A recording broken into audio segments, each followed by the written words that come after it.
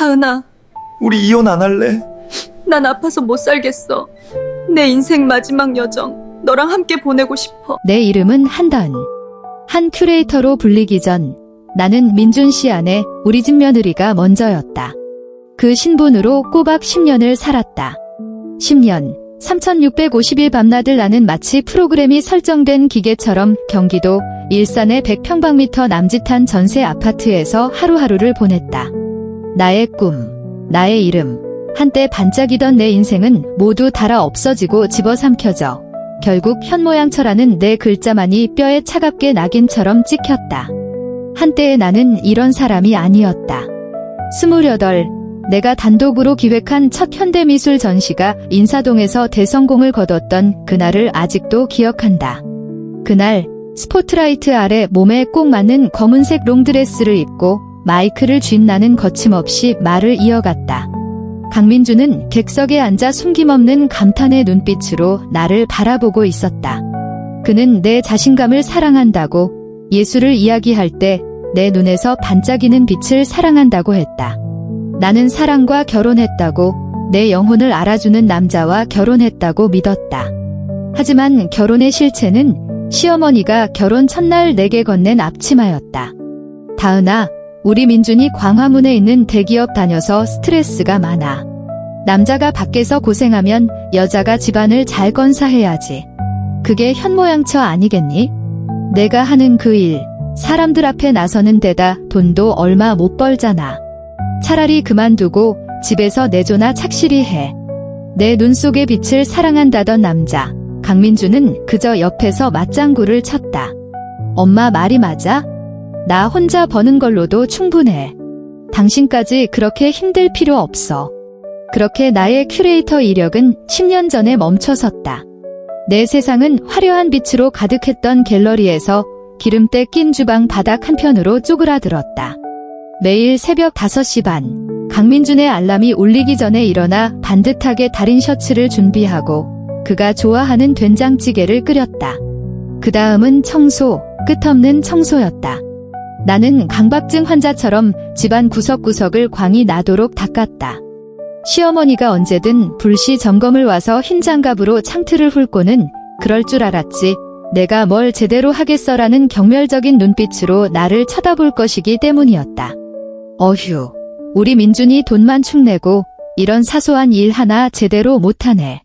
정말이지, 널 데려와서 대체 무슨 소용이람, 시어머니가 가장 자주 하던 말이었다. 강민주는 더 이상 그 시절의 다정한 눈빛을 한 남자가 아니었다. 그는 집에 돌아오면 서류 가방과 피로를 소파에 함께 내던졌고 나의 모든 분주함을 못 본 척했다. 반찬이 짜면 미간을 찌푸렸고 국이 싱거우면 혀를 찼다. 내가 용기를 내어 최근 인터넷에서 본 전시회 이야기를 꺼내면 그는 짜증스럽게 말을 끊었다. 하루 종일 집에만 있는 사람이 예술에 대해 뭘 안다고. 그런 쓸데없는 소리 말고 애나 잘 보고 내 수발이나 잘 들어. 그래, 수발. 10년 동안 나는 월급 없는 가정부였다. 특히 추석이나 제삿날은 그야말로 나의 지옥이었다. 동이 트기도 전에 시장에 가서 장을 보고 온종일 주방에 서서 생선을 굽고 송편을 빚고 갈비찜을 하며 수십 명분의 음식을 준비했다. 나와는 아무 상관도 없는 친척들이 거실에 앉아 목소리를 높여 떠들 때 나는 기름 냄새에 찌든 채 주방과 식탁 사이를 쉴 새 없이 오갔다. 그들은 마치 식당 종업원을 부르듯 내게 소리쳤다. 어이, 재수씨, 김치 좀 더 가져와요. 저기, 조카 며느리, 술 떨어졌다. 그 누구도 나를 다은씨라고 불러주지 않았다. 강민주는 그저 다은아, 손 좀 빨리 놀려. 어른들 기다리시겠다라고 말할 뿐이었다. 그는 단 한 번도 주방에 들어와 설거지 하나 도와준 적이 없었다. 그와 그의 온 가족 눈에 나의 모든 희생은 당연한 것이었다. 나는 가족의 일원이 아니라 이 가족이 정상적으로 굴러가기 위해 필요한 하나의 부품일 뿐이었다. 지쳤다. 정말로 지쳤다. 하지만 나를 무너뜨린 것은 10년간 하루같이 이어진 노동이 아니라 배신이었다. 낙타의 등을 부러뜨린 마지막 지푸라기는 너무나 갑작스럽고 또 너무나 잔인하게 찾아왔다. 그날은 내 생일이었다. 38번째 생일. 깜짝 파티 같은 건 바라지도 않았다. 그저 강민준이 일찍 집에 돌아와 세 식구가 단출하게 미역국 한 그릇이라도 함께 먹기를 바랐을 뿐이다. 하지만 밤 11시가 되도록 내가 받은 것은 회사에 급한 일 생겨서 야근해야 돼, 못 들어가 라는 차가운 문자 한 통뿐이었다. 심장이 얼음물에 담긴 듯 차갑게 식어내렸다. 나는 무표정하게 그가 아침에 벗어놓은 양복을 드라이 클리닝 맡기려고 정리했다. 주머니에 손을 넣자 딱딱한 카드가 만져졌다. 꺼내보니 호텔 키카드였다. 서울 시내 중심가의 한 5성급 호텔. 체크인 시간은 오늘 오후였다. 머릿속이 휑하고 울리며 새하여졌다. 온몸에 피가 순간적으로 멎는 듯했다. 야근. 이게 그가 말한 야근이었나? 그날 밤 그는 돌아오지 않았다. 새벽 3시 나는 유령처럼 소파에 앉아 현관 도어락만 쳐다봤다. 믿을 수 없었고 믿고 싶지도 않았다. 다음 날 아침 그가 낯선 향수 냄새와 술 기운을 풍기며 돌아와 침대에 쓰러져 잠들기 전까지는 나는 그의 잠든 얼굴을 바라보았다. 내가 10년을 사랑하고 내 모든 청춘을 바친 남자. 손이 걷잡을 수 없이 떨렸다. 홀린 듯 그의 핸드폰 비밀번호가 떠올랐다. 그의 생일. 아니지. 얼마 전에 바꿨지? 지문으로. 나는 떨리는 손으로 그의 손을 들어 엄지손가락을 센서에 가만히 가져다 댔다. 화면이 밝아졌다. 가장 위에 고정된 대화창. 이름은 잭이었다. 나는 그것을 눌렀다. 온 세상이 내 눈앞에서 산산조각 나는 기분이었다. 차마 눈뜨고 볼 수 없는 은밀한 사진들. 배경은 바로 그 호텔방이었다. 사진 속 여자는 달콤한 미소를 지으며 강민준의 품에 안겨 있었다. 그 여자를 나는 알았다. 그녀는 내 외삼촌의 딸, 나의 사촌 동생 정수정이었다. 민준 오빠, 그 아줌마랑 언제 이혼할 거야? 나 이제 강 사모님 되는 거 못 기다리겠단 말이야. 거의 다 됐어, 애기야. 할아버지 유언장만 공개되면 그 돈 받고 바로 쫓아낼 거야. 조금만 더 참아. 오늘 오빠 생일인데 와이프가 안 귀찮게 해? 그 여자 얘기 꺼내지 마. 재수 없게. 자기 생일도 기억 못하는 남자한테 뭘 기대하겠어? 내 마음속엔 너밖에 없어. 우리 애기. 내 생일. 그는 잊은 게 아니었다. 기억하고 있었다. 기억하고 바로 그날 다른 여자와 몸을 섞으며 나의 존재를 비웃었던 것이다. 심장이 부서지는 고통은 느껴지지 않았다. 그 순간 내 심장은 이미 완전히 가루가 되어버렸으니까. 내 울음소리는 들리지 않았고 세상의 모든 아기가 내 머릿속에서 비명을 지르는 듯한 날카로운 이명만이 맴돌았다. 10년이 내 10년의 청춘과 맞바꾼 것은 다줌마와 쫓아낸다는 말뿐이었다. 나는 침실로 뛰어들어가 그를 침대에서 끌어내렸다. 그의 얼굴에 핸드폰을 집어던지며 온 힘을 다해 소리쳤다. 강민준, 우리 이혼해. 그는 핸드폰 화면을 보고 순식간에 허둥댔다. 내 다리를 붙잡고 무릎을 꿇으며 횡설수설 애원했다. 다은아, 내가 생각하는 그런 거 아니야? 내가 잘못했어. 그냥 한순간 실수였어. 제발 내 말 좀 들어봐. 우리 10년 부부의 정을 생각해서 우리 아이를 봐서라도 한 번만 기회를 줘. 10년의 정. 아이. 그가 감히 그런 말을 입에 담다니. 나는 더러운 전염병이라도 피하듯 그를 뿌리쳤다. 하지만 이 막장극의 절정은 내 생각보다 훨씬 빨리 찾아왔다. 다음 날 아침 시어머니에게서 전화가 걸려왔다. 전화기 너머에서는 지금껏 들어본 적 없는 애끓는 절규가 들려왔다. 다은아, 큰일 났다. 민준이가 심장마비로 쓰러져서 병원에 실려갔어. 지금 중환자실에 있단다. 너 빨리 좀 와봐. 병원에 도착하자 중환자실 앞에서 시어머니는 나를 구세주라도 본 듯 맞았다. 그녀는 내 손을 덥석 잡았고 흐릿한 눈에서 처음으로 눈물을 흘렸다. 더 이상 까다롭고 트집 잡기 좋아하던 시어머니가 아니라 아들을 걱정하는 가련한 어머니의 모습이었다. 그녀는 흐느끼며 말했다.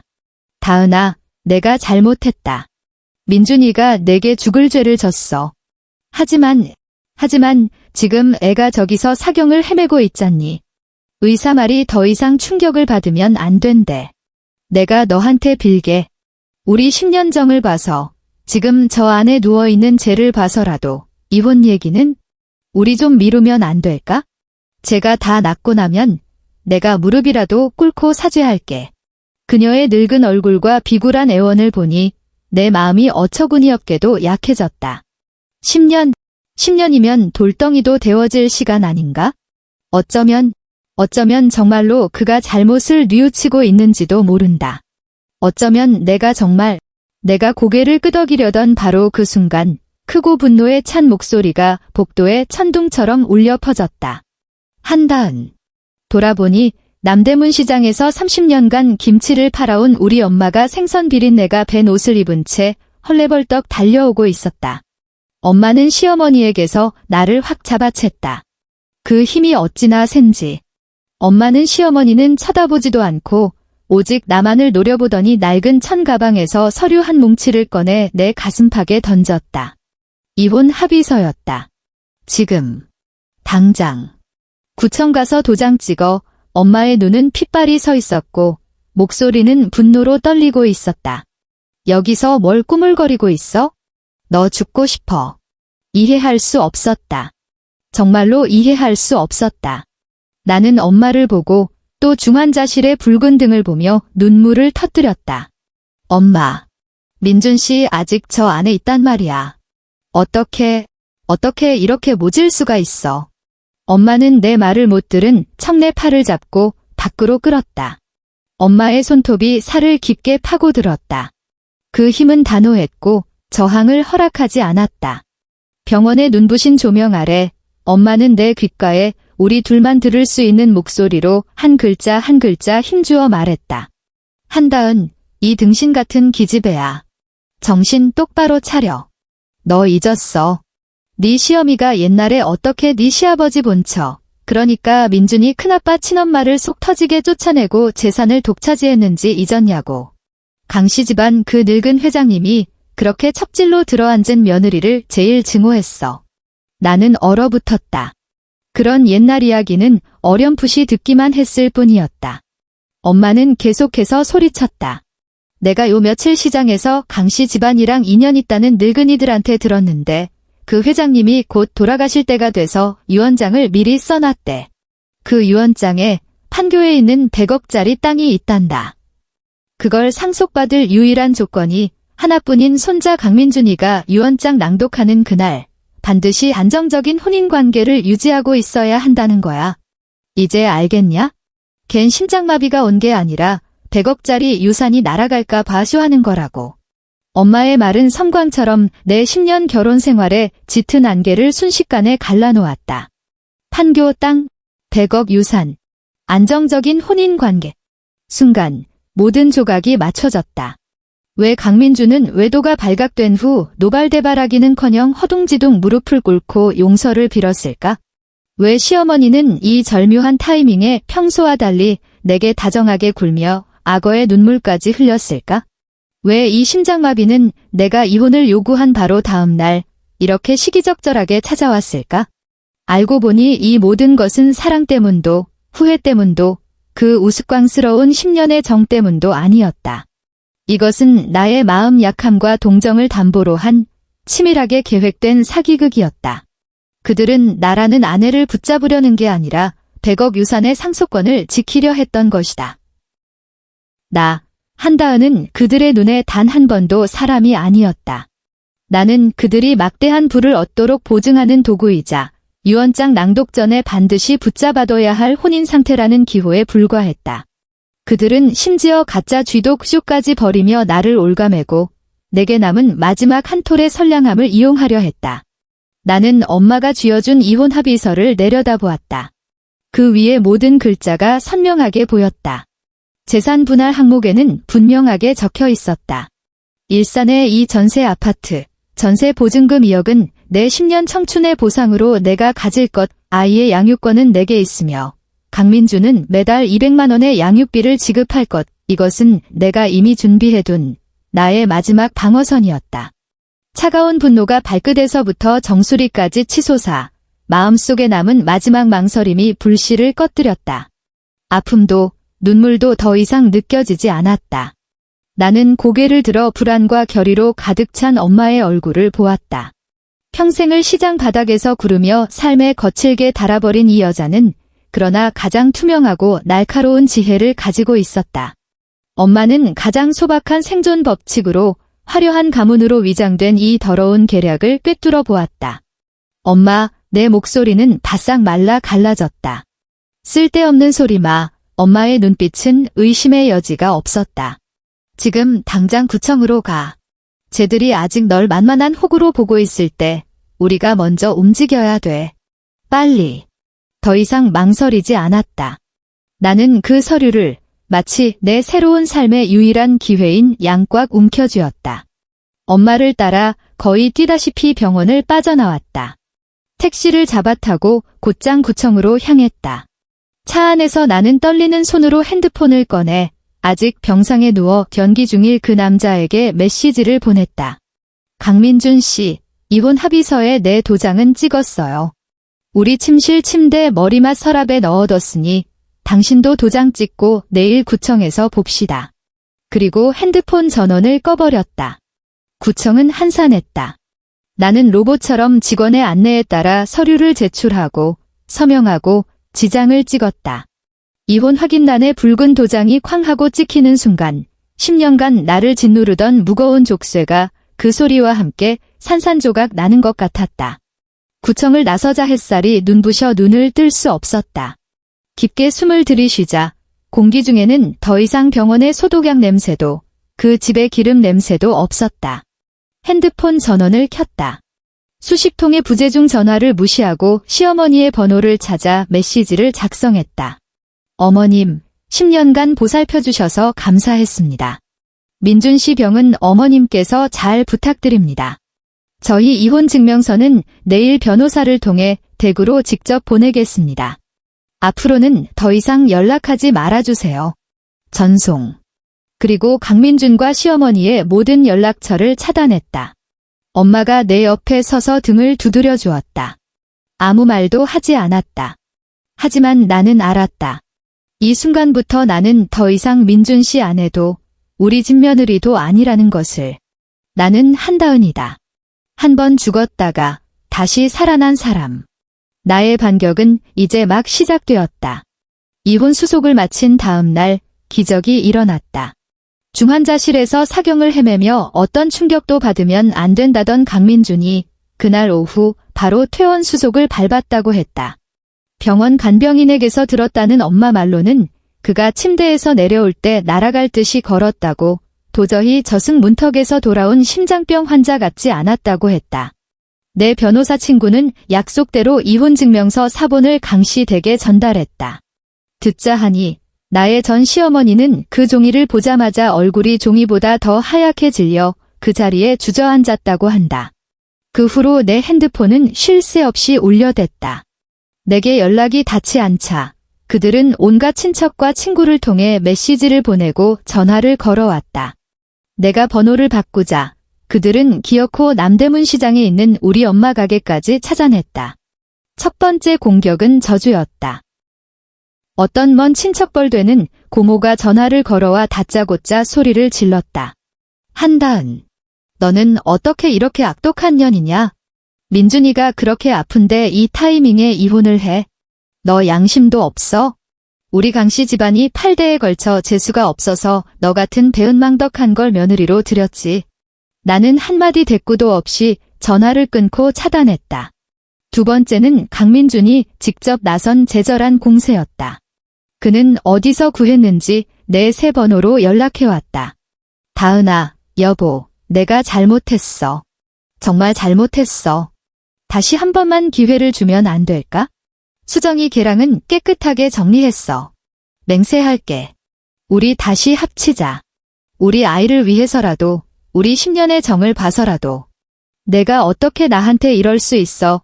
그의 목소리는 어찌나 간절한지 마치 자기가 버림받은 피해자인 양 굴었다.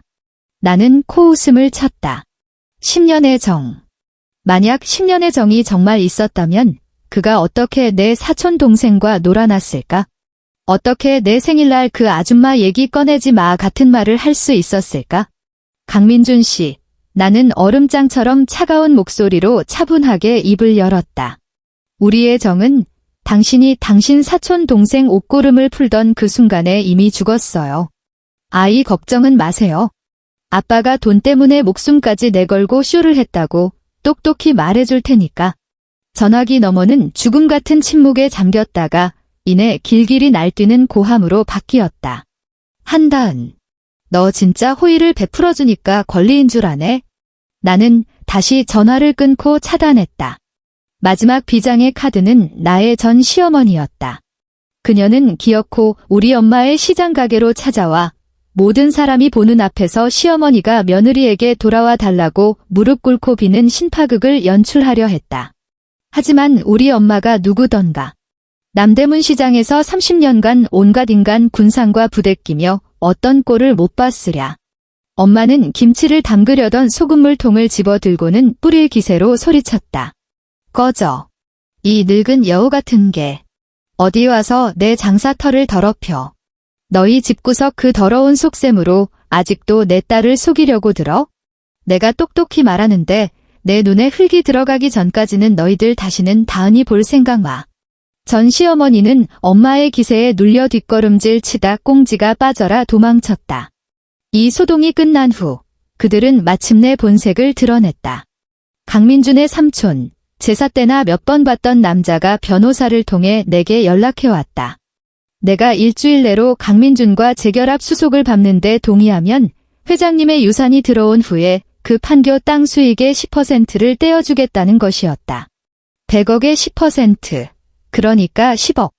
변호사 친구가 이 제안을 전할 때 그의 목소리에는 믿기지 않는다는 기색이 역력했다. 10년간 경력이 단절된 전업주부에게 이것은 의심할 여지 없이 평생 먹고 살 걱정을 덜어줄 천문학적인 액수였다. 다은 씨, 어떻게 생각해요? 변호사 친구가 조심스럽게 물었다. 나는 창밖을 보았다. 나는 그 2억의 전세 보증금으로 마포의 작은 오피스텔을 얻었다. 깨끗한 창문으로 햇살이 쏟아져 들어와 내가 수정하고 있는 이력서를 비추고 있었다. 지난 며칠간 나는 먼지 쌓인 모든 전공 서적을 꺼내 읽고 예전에 알던 미술계 지인 중 연락이 닿는 모든 이에게 연락했다. 한다은이라는 큐레이터가 돌아왔다고. 10억. 확실히 솔깃하게 들렸다. 하지만 그게 무슨 돈인가? 그들이 내게 던져주는 뒷막음 비용이자 나를 다시 그 혼인 상태라는 기호로 사들이는 갑이었다. 내가 그 돈을 받는다면 내 10년의 희생과 내가 받은 배신과 굴욕이 모두 돈으로 측정되고 상쇄될 수 있음을 인정하는 꼴이 된다. 내 인생은 영원히 강민준의 전처, 돈 때문에 재결합한 여자라는 꼬리표와 함께 묶일 것이다. 싫다. 나는 그들의 더러운 돈은 단 한 푼도 원하지 않는다. 나는 내 두 손으로 내가 잃어버린 인생을 하나씩 되찾을 것이다. 이렇게 회신해주세요. 나는 변호사 친구에게 말했다. 쓰레기에는 관심 없다고요. 사람이든 돈이든. 나는 강씨 집안과 관련된 마지막 연락처를 차단했다. 세상이 마침내 조용해졌다. 이후의 나날들은 팽이처럼 바빴다. 수많은 이력서를 냈지만 대부분은 감감무소식이었다. 10년 하루가 다르게 변하는 업계에서 너무나 긴 시간이었다. 나의 지식 체계는 낡았고 인맥은 거의 끊겨 있었다. 면접 때마다 면접관들은 내 이력서의 10년 공백을 보며 탐색과 의심이 섞인 눈빛을 보냈다. 한다은 씨, 지난 10년 동안은 가정주부로 지내셨군요. 네. 그렇다면 지금의 업무 리듬에 바로 적응할 수 있다고 어떻게 보장하시죠? 아시다시피 미술 시장은 10년 전과는 완전히 다릅니다. 매번 발가벗겨져 광장 한가운데 선 기분이었다. 그 10년의 공백은 씻을 수 없는 낙인처럼 도둑맞은 내 시간을 상기시켰다. 나는 벽에 부딪혔고 거절당했고 심지어 한 번은 면접에서 떨어진 후 지하철역 구석에서 서럽게 통곡하기도 했다. 하지만 포기하지 않았다. 울고 나서 눈물을 닦고 집으로 돌아와 이력서를 고치고 최신 미술계 동향을 연구하고 다음 기회를 찾아 전화를 돌렸다. 엄마는 내가 혼자 버티지 못할까봐 며칠이 멀다 하고 직접 만든 반찬들을 싸들고 찾아왔다. 엄마는 일은 잘 찾아지냐고 묻는 대신 묵묵히 내 냉장고를 채워주고는 시장 어느 가게 아저씨가 또 마누라랑 싸웠다느니 과일 파는 아주머니 아들이 서울대에 합격했다느니 하는 시시콜콜한 이야기를 늘어놓았다. 나는 알았다. 엄마는 엄마만의 방식으로 내게 말해주고 있었다. 인생이란 게 원래 이렇게 자질구레하고 시끄러운 법이지만 내가 아직 밥 잘 챙겨 먹을 의지만 있다면 하늘은 무너지지 않는다고. 마침내 예전에 함께 일했던 한 갤러리 대표님이 기회를 주었다. 큐레이터가 아닌 자료를 정리하고 방문객을 응대하고 전시품을 배치하는 갤러리 어시스턴트였다. 월급은 박봉이었고 일은 자질구레했다. 하지만 나는 받아들였다. 출근 첫날 나는 먼지 쌓인 옷장에서 꺼낸 정장을 입고 옅은 화장을 했다. 갤러리 거울 앞에 서서 익숙하면서도 낯선 내 모습을 바라보았다. 눈가에 잔주름은 생겼지만 그 두 눈에는 희미한 불꽃이 다시 타오르는 듯 했다. 한 달이라는 시간이 그렇게 바쁘고 충실한 나날 속에서 쏜살같이 흘러갔다. 나는 강민준도 그 숨막히던 결혼 생활도 거의 잊어가고 있었다. 그러다 강씨 집안 변호사로부터 편지 한 통을 받았다. 편지에는 강씨 그룹의 고 강태무 회장 유언장 낭독회가 다음 주 수요일 오전 10시 서초동의 법무법인에서 열릴 예정이며 강민준 씨의 전처로서 참석이 허락되었다는 내용이 적혀 있었다. 심판의 날이 마침내 다가온 것이다. 나는 그 편지를 쥔 채 손가락을 살짝 떨었다. 나는 강민준과 그의 가족이 내가 그 유산의 10%에 눈이 멀어 후회하며 광대처럼 그 자리에 나타나 그들이 막대한 재산을 상속받는 모습을 부러운 눈으로 쳐다볼 것이라 생각했음을 알았다. 내가 후회하며 애걸하는 모습을 보고 싶다고? 좋아. 그럼 가주지. 나는 가기만 할 게 아니라 가장 아름다운 옷을 입고 가장 정교한 화장을 하고 그들의 탐욕스러운 얼굴이 어떻게 서서히 무너져 내리는지 내 두 눈으로 똑똑히 지켜볼 것이다. 유언장 낭독회 당일 나는 일부러 재단이 깔끔한 흰색 원피스를 골라 입었다. 어떤 장신구도 하지 않고 깨끗하고 단정한 화장에 선명한 붉은 립스틱만 발랐다. 엄숙한 분위기의 법무법인 회의실에 들어서자 모든 사람의 시선이 일제히 내게로 쏠렸다. 내 전 남편 강민준이 상석에 앉아 있었다. 그는 값비싼 맞춤 정장을 입고 머리카락은 한 올에 흐트러짐 없이 빗어넘겨 어디에도 심장병 환자의 허약함은 찾아볼 수 없이 훤칠해 보였다.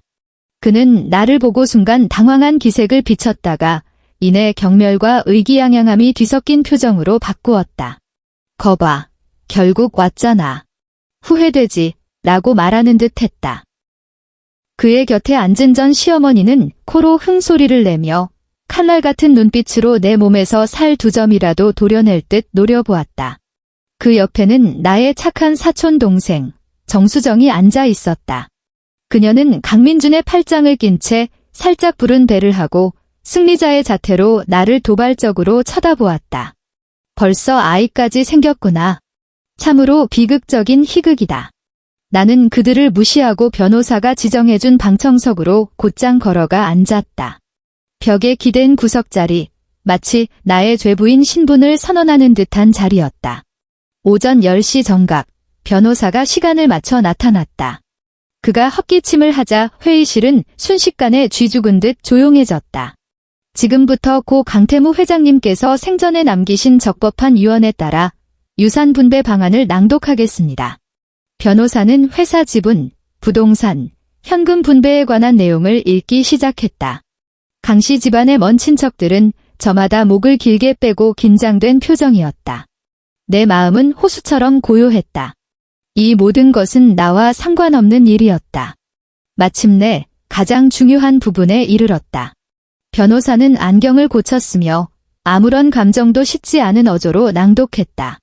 본인 명의의 경기도 성남시 판교구 108번지 토지, 총면적 약 5,000평, 현재 추정가액 약 100억 원 위 토지는 나의 유일한 손자인 강민준이 단독으로 상속한다. 그 말이 떨어지자마자 나는 전 시어머니가 안도의 한숨을 내쉬는 소리를 똑똑히 들었다. 그녀의 얼굴 근육은 극도의 흥분으로 미세하게 떨렸다. 강민준도 허리를 꼿꼿이 폈고 입꼬리는 억제할 수 없이 올라갔다. 정수정은 더욱 의기양양하게 나를 힐끗 쳐다보았다. 그 눈빛은 봤어? 이 모든 게 이제 우리 거야라고 말하는 듯 했다. 회의실 전체에 탐욕이라는 이름의 공기가 가득 찼다. 하지만 변호사는 멈추지 않았다. 그는 잠시 말을 멈췄다가 목소리에 힘을 주어 그 지극히 중요한 한 문장을 낭독했다. 단, 이 상속은 유일한 발효 조건을 따른다. 즉, 본 유언장이 정식으로 낭독되는 날, 상속인 강민주는 합법적이고 유효한 혼인 관계 중에 있어야 한다. 왔구나. 바로 이거였다. 나는 전 시어머니의 미소가 얼굴에 그대로 굳어버리는 것을 보았다. 그녀와 강민주는 허둥지둥 눈빛을 교환했다. 그들은 내가 이 조항을 모를 것이라, 가짜 위독쇼와 위선적인 온정으로 나를 속여 넘길 수 있을 것이라 생각했다. 하지만 그들은 계산을 잘못했다. 전 시어머니는 금세 평정을 되찾았다. 그녀는 아마 우리가 이혼했더라도 내가 오늘 이 자리에 나타난 것을 보니 후회하고 있고 재결합할 의사가 있다고 생각했을 것이다. 그녀는 심지어 내 쪽으로 관대한 척하는 눈빛을 던지기까지 했다. 지금이라도 용서를 빌면 늦지 않았어라고 말하는 듯 했다. 그러나 변호사의 다음 말은 무거운 망치처럼 그들의 환상을 철저히 박살냈다. 변호사는 헛기침을 하고 무표정하게 손에 든 서류를 보며 계속 말했다. 저희가 확인한 바 구청 시스템에서 제공된 법적 효력을 갖춘 공식 문서 기록에 따르면 그는 의도적으로 잠시 말을 멈췄다. 회의실은 모든 사람의 심장 박동 소리가 들릴 정도로 조용했다. 강민준 씨와 한다은 씨는 이미 한 달 전, 즉 유언장 낭독일 이전에 정식으로 혼인 관계를 해소하였습니다. 따라서 위상속 조항은 조건이 성립되지 않으므로 강민준 씨는 해당 토지에 대한 상속 자격이 없습니다. 쾅! 나는 강민준과 전 시어머니의 머릿속에서 이성의 끈이 끊어지는 소리를 들은 것 같았다. 전 시어머니의 미소는 완전히 굳어버렸고 두꺼운 분칠을 한 얼굴은 순식간에 핏기를 잃었으며 입은 달걀 하나가 들어갈 만큼 벌어졌다. 강민주는 의자에서 벌떡 일어나 변호사를 가리키며 목소리가 변했다. 아니, 그럴 리가. 이건 불가능해. 변호사님, 뭐 잘못 아신 거 아닙니까? 정수정도 하얗게 질려 강민준의 팔을 꽉 잡고 중얼거렸다. 어떻게 이럴 수가. 어떻게. 회의실은 발칵 뒤집혔다. 원래 유산을 얼마 받지 못했던 친척들은 이제 얼굴에 고소하다는 표정을 띠고 있었다. 변호사는 그저 차갑게 안경을 밀어 올릴 뿐이었다. 강민준 씨, 진정하십시오. 저희의 모든 절차는 합법적인 문서에 근거합니다. 이의가 있으시면 법적 절차를 통해 이의를 제기하실 수 있습니다. 하지만 지금은 제가 유언장 낭독을 계속할 수 있도록 해주십시오. 강민주는 바람 빠진 풍선처럼 의자에 주저앉았다. 나는 구석에 앉아 그들이 천국에서 지옥으로 떨어지는 모습을 보며 마음속에 아무런 파동도 느끼지 못했다. 아니, 어쩌면 아주 약간의 파동이 있었을지도 모른다. 그것은 복수의 쾌감이 아니라 모든 것이 제자리로 돌아간 듯한 평온함이었다. 그러나 나는 이야기가 여기서 끝날 것이라고 생각했다. 내가 틀렸다. 늙은 회장님이 설계한 판은 내 상상보다 훨씬 더 깊고 멀었다. 변호사는 유언장의 마지막 장을 넘겨 마지막 부칙 조항을 낭독했다. 부칙 조항, 판교 토지 상속권 실효 후의 처리. 만약 내 손자 강민준의 혼인 파탄에 주된 귀책 사유가 내 며느리 송혜진, 즉 전 시어머니 또는 그 본인에게 있을 경우, 이 말을 듣자 전 시어머니의 몸이 걷잡을 수 없이 떨리기 시작했다. 변호사의 목소리는 최종 심판의 망치처럼 한 글자 한 글자 모든 사람의 귓가에 선명하게 울려 퍼졌다. 전 손부 한다은 씨가 지난 10년의 혼인 기간 동안 바친 청춘과 노고, 그리고 그로 인해 겪은 억울함을 보상하기 위해 본인 명의의 서울시 강남구 청담동 72번지에 위치한 5층 상가 건물 한 채를 개인 유산으로서 한다은 씨 개인에게 온전히 증여하며 그 누구도 이 일을 제기할 수 없다. 회의실은 죽음과 같은 정적에 휩싸였다. 공기마저 얼어붙은 듯 했다. 청담동 상가 건물. 한다은에게 증여? 나는 고개를 번쩍 들고 내 귀를 의심했다. 내가 무엇을 본 것인가? 나는 강민준의 눈이 핏발로 가득 찬 것을 보았다. 그것은 질투, 분노, 그리고 불공평함이 뒤섞인 광기였다. 나는 정수정이 나를 뚫어져라 쳐다보는 것을 보았다. 그 눈빛의 원망은 나를 집어삼킬 듯했다. 그리고 나의 전 시어머니, 그녀는 입을 벌린 채 목구멍에서 헉 하는 기이한 소리를 냈다. 마치 물 밖에 나온 물고기 같았다.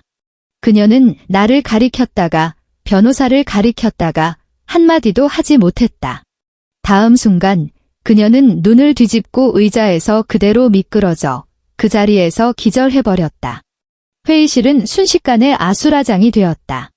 나는 그 자리에 꼼짝도 않고 앉아 있었다. 알고 보니 명절 때나 몇 번 뵈었던 과묵하시던 그 늙은 회장님은 이미 모든 것을 꿰뚫어 보고 계셨다. 그는 며느리의 탐욕과 계략을, 손자의 경박함과 배신을 꿰뚫어 보셨다. 그는 살아생전 우리 결혼에 개입할 수 없었지만 그의 마지막 방식으로 내가 10년간 겪은 억울함을 되갚아 주시고 나에게 가장 공정하고도 철저한 보상을 해주신 것이다. 이것은 유산이 아니었다. 10년 늦게 도착한 정의였다. 강씨 집안의 막장극은 결국 쑥대밭으로 끝났다. 100억 가치의 판교 땅을 잃자 온 가족은 즉시 내분의 소용돌이에 휘말렸다. 원래 한몫 챙기려던 친척들은 모든 원망을 강민준과 그의 어머니에게 쏟아부었다. 듣자 하니 전 시어머니는 뇌졸중으로 쓰러져 목숨은 건졌지만 반신불수가 되어 온종일 침대에 누워 저주만 퍼붓는다고 했다. 강민준과 정수정의 사랑 역시 돈의 시험대 앞에서 속절없이 무너졌다. 100억 유산이라는 후광이 사라지자 강민준은 그녀의 눈에 그저 평범한 회사원이 되었고 정수정의 뱃속 아이는 그의 눈에 떼어낼 수 없는 짐이 되었다. 두 사람은 돈과 미래를 두고 하늘이 무너져라 싸우다가 결국 파국을 맞았다. 정수정은 아이를 지우고 위자료 한 뭉치를 받아 챙겨 초라하게 사라졌다. 이 모든 소식은 우리 엄마가 시장의 정보망을 통해 듣고는 우스갯소리처럼 내게 들려준 것이다. 나는 들으면서 조금의 통쾌함도 없이 그저 황당할 뿐이었다. 그들이 온갖 술수를 써서 얻으려 했던 것은 결국 물거품이 되었고 그들이 헌신짝처럼 여기고 짓밟았던 감정은 영원히 메울 수 없는 블랙홀이 되었다. 이것이 그들의 인과응보였다. 나는 회장님께서 물려주신 청담동 상가 건물을 팔지 않았다. 전문 자산관리 회사에 맡겨 관리했고 첫 해 임대료만으로도 한때는 멀게만 느껴졌던 꿈을 실현할 수 있었다. 나는 그 돈으로 예술적 정취가 가득한 서촌의 작은 한옥마당을 빌렸다. 직접 디자인해서 작지만 아름다운 갤러리로 개조했다. 그리고 이름을 붙였다. 바로 다은이라고. 이것은 강민준의 아내도 누구의 며느리도 아이의 엄마도 아니었다. 이것은 오직 나, 한다은, 나 자신의 이름이었다. 갤러리 개업날 햇살이 참 좋았다. 나는 내가 가장 어려울 때 도와주었던 모든 친구와 내게 기회를 주었던 미술계 선배들을 초대했다. 작은 마당은 사람들로 가득 찼고 모두의 얼굴에는 진심 어린 미소가 가득했다. 엄마는 내가 특별히 맞춰드린 짙은 녹색 벨벳 정장을 입고 머리도 정성스럽게 손질했다. 엄마는 사람들 사이를 오가며 자랑스럽게 모든 이에게 소개했다. 얘가 내 딸 한다은이에요. 이 갤러리 주인이죠. 엄마는 마당의 햇살보다 더 환하게 웃었고 눈가의 주름에도 기쁨이 가득 담겨 있었다. 나는 엄마를 보며 눈시울이 붉어졌다. 바로 엄마였다. 내가 가장 절망했을 때 가장 거칠지만 가장 효과적인 방식으로 나를 진창에서 끌어내준 사람. 인간의 본성을 꿰뚫는 엄마의 놀라운 지혜가 이 피비린내 나는 전쟁에서 내가 살아남을 유일한 길을 쟁취하게 해주었다. 갤러리의 첫 전시는 재능이 묻혀있던 몇몇 여성 작가들을 위해 내가 기획했다. 그들 중에는 결혼 때문에 붓을 놓은 사람도 있었고, 육아 때문에 창작을 중단한 사람도 있었다. 나는 그들의 작품에서 투쟁과 고통, 그리고 꺾이지 않는 생명력을 보았다. 나는 수많은 과거의 나를 보았다. 개막사에서 나는 스포트라이트 아래 서서 샴페인 잔을 들었다. 나는 단상 아래의 진심 어린 얼굴들과 어머니의 자랑스러운 눈빛을 보며 잔을 들어 올렸다. 이 잔은 나는 미소 지으며 맑고 단호한 목소리로 말했다. 부의 경의를 표하지도 과거에 얽매이지도 않겠습니다. 이 잔은 제 어머니를 위해 들겠습니다. 여성의 가치는 결코 결혼으로 정의되지 않는다는 것을 가르쳐 주신 분입니다. 그리고 저 자신을 위해 들겠습니다. 잿더미 위에서 마침내 자신의 이름을 되찾고 스스로를 위해 사는 법을 다시 배우게 된 한다은을 위하여 나는 단숨에 잔을 비웠다. 샴페인의 기포가 혀끝에서 터지며 살짝 취기가 도는 달콤함을 남겼다. 나는 알았다. 내 인생은 이 순간부터 진정으로 시작되었다는 것을. 과거의 그 현모양처는 완전히 죽었다. 그리고 큐레이터 한다은의 새로운 그림은 이제 막 천천히 펼쳐지며 미래는 눈부시게 빛날 것이다.